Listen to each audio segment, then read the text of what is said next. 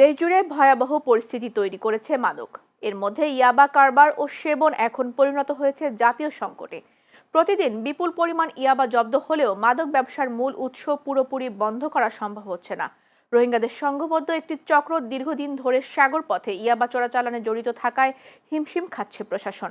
আইন শৃঙ্খলা রক্ষাকারী বাহিনীর অভিযানে কিছু সফলতা এলেও ইয়াবার ব্যবহার বন্ধ করা এখনো বড় চ্যালেঞ্জ বলে মনে করেন বিশ্লেষকরা। বিস্তারিত মিঠুন সরকারের প্রতিবেদনে।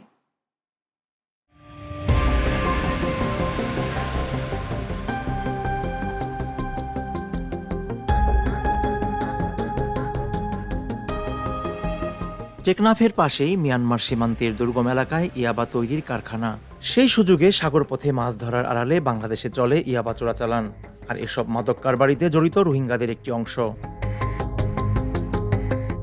গত 10 আগস্ট বঙ্গোপসাগরের চট্টগ্রাম অংশে একটি ট্রলারে অভিযান চালিয়ে 2.5 লাখ পিস ইয়াবা জব্দ করে কোস্টগার্ড। গ্রেপ্তার করা হয় 2 রোহিঙ্গাকে। 19 আগস্ট থার্মাল প্রযুক্তির মাধ্যমে 7 থেকে 8 জন ব্যক্তিকে মিয়ানমার থেকে বাংলাদেশের অভ্যন্তরে প্রবেশ করতে দেখে বিজিবি। পরে কক্সবাজারের উখিয়ায় অভিযান চালিয়ে 6,72,000 পিস ইয়াবা জব্দ করে।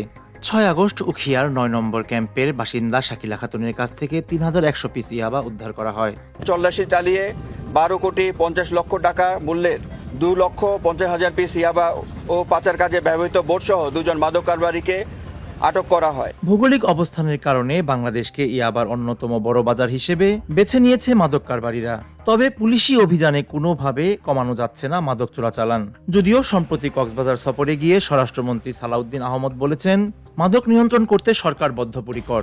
কক্সবাজারের এই রুট দিয়ে সারা বাংলাদেশ এবং অন্যান্য জায়গাতেও পাচার হয়, সেটার নাম ইয়াবা। অন্যান্য মাদকও আসে, তবে ইয়াবার সংখ্যা সবচেয়ে বেশি। আমাদের সরকারের কয়েকটা অগ্রাধিকারের মধ্যে এই মাদক চোরাচালান, মাদকের প্রসার রোধ করা, মাদক নিয়ন্ত্রণ করা, এটা প্রধানতম অগ্রাধিকার।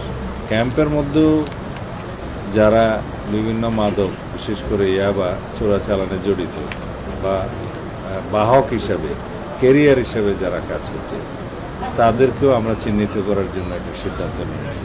অপরাধ বিশ্লেষকদের মতে দেশে মাদক মহামারী আকার ধারণ করেছে, আর বাহক হিসেবে ব্যবহার হচ্ছে রোহিঙ্গারা।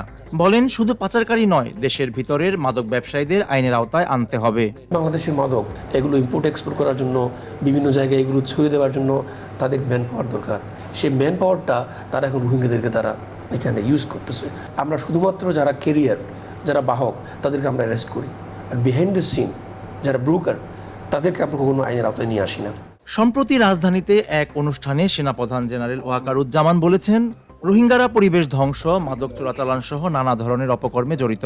আপনারা জেনেছেন রোহিঙ্গা ইস্যুস কিভাবে আমাদের এফেক্ট করছে।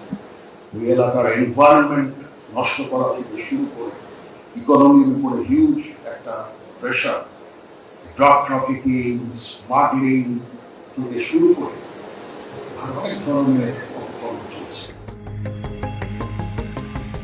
তথ্য বলছে, মিয়ানমারের বিদ্রোহী গোষ্ঠীগুলো দেশে পাচার করছে এই মাদক। পাচার কাজে ব্যবহার করা হয় রোহিঙ্গাদের। তবে মাদকদ্রব্য নিয়ন্ত্রণের মূল দায়িত্বে থাকা মাদকদ্রব্য নিয়ন্ত্রণ অধিদপ্তরের ভূমিকা নিয়ে জনসাধারণের মাঝে অসন্তোষ ও প্রশ্ন দেখা দিয়েছে। মিঠুন সরকার, চ্যানেল এস, ঢাকা।